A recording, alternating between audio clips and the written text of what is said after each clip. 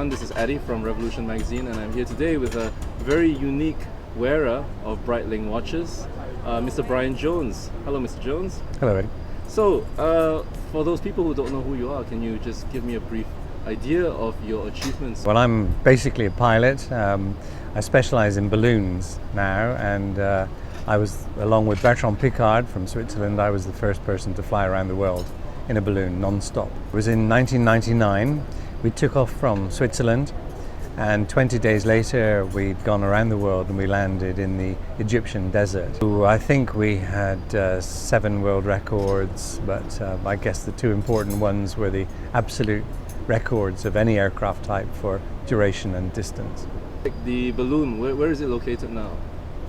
Well, the balloon is in the Smithsonian in the Milestones of Flight in Washington, D.C., and it's in the Milestones of Flight gallery along with the Apollo 11 command capsule, the X-1, Spirit of St. Louis, and Spaceship One.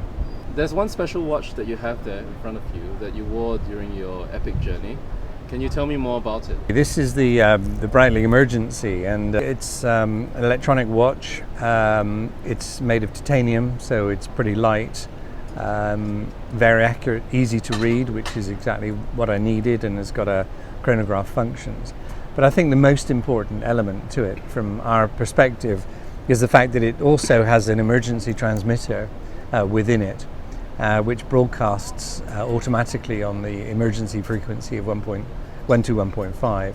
And in order to start it going, you simply twist this large knob here and pull out the antenna, and off it goes, and it'll last for about 48 hours on the batteries. I met a good friend of yours, Mr. Jack Botelin, who was singing praises about the Breitling Emergency and emphasizing to me how important it is as a tool for the pilot. So obviously this isn't some kind of toy or some kind of gimmick. Well, I entirely agree with Jacques. This is no gimmick for sure. It's a lifesaver as far as a pilot is concerned, because with Jacques he may have to eject, and he'll have quite a lot of equipment on his ejection seat, perhaps including a locator beacon.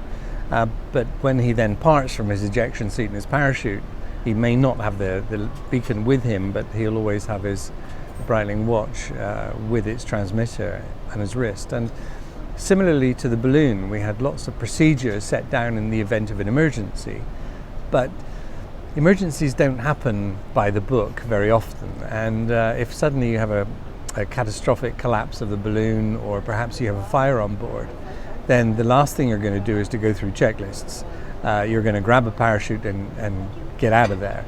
And so if one doesn't have the ability to collect all the survival kit that you would like to take, ideally, at least you know you have a location beacon on your wrist. So you wear that like an everyday watch? I mean, I do. You do everything with it like a regular watch. It's not something that you need to be very careful with.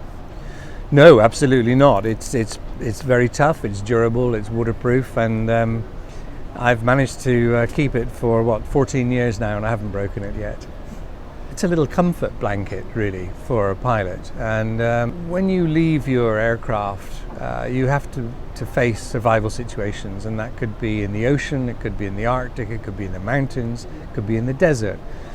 But all of those scenarios have a basic rule, and the priority rule is that first of all you must look after your protection of yourself and to make sure you're going to survive for the first few hours. And then the second thing, before water, before food, is location. You have to try to give your location to whoever it is looking for you. And it used to be that you would kind of put rocks out or bits of debris in a desert to try to form an X or something like that. But with this watch on, you know that the people are going to be looking for you, and they will pick you up with a visual sighting pretty fast. So Brian, can I have a closer look at your special emergency then? Yes. Well, this is the emergency, and as you see, Breitling have put the little logo on the left-hand side of the face, which says Breitling Orbiter 3, first non-stop balloon flight around the world in 1999. As far as the emergency beacon is concerned, you have 2 antennas, one here and another one here. This is the main one, and you simply twist and pull, and you get a coiled spring-like antenna which comes out to about 15 inches, I guess. And then if you are on land or you want to tie it to a tree or something to get the best signal possible, you can pull out the top antenna as well. This is a very special watch. It was presented to me by Breitling, and on the back, if you can see it, they've engraved the details of our flight, the distance, the time it took, where we took off and where we landed. It's made of titanium. I think the only downside from an everyday wearer is that it doesn't fit very well under the shirt cuff, and so it's quite a large watch, as you can see. So if I'm going out in the evening for dinner, then I tend not to wear this watch. But it's a professional tool after all, isn't it? Absolutely. There's only one reason to wear it, and that's when I'm flying. Mr. Jones, then thank you very much for having a chat with me and telling me more about your special emergency, and I wish you the best for all the flights that you will take in the future. Thank you, Eddie. It's been a pleasure.